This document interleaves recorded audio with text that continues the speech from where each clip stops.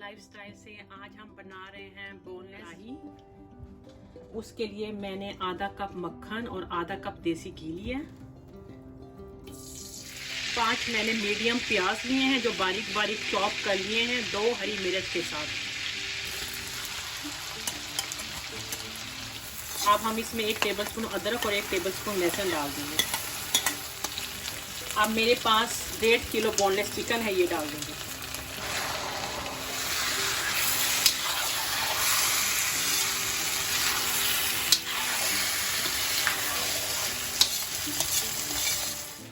अब हम इसमें मसाले डाल देंगे। 1 टेबलस्पून गरम मसाला, 1 टेबलस्पून नमक, 1 टेबलस्पून काली मिर्च और ½ टीस्पून व्हाइट पेपर।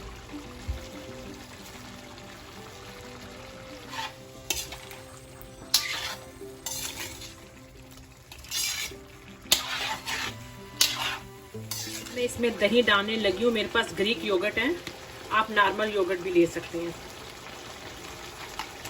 ये तकरीबन मैं 1.5 कप डाल दूंगी।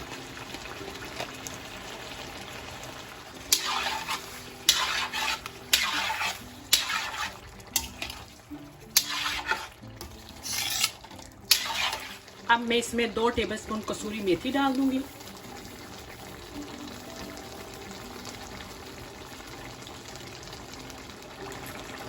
अब 1 कप क्रीम है, ये शामिल कर देंगे। तेल ऊपर आ गया, आप देख सकते हैं।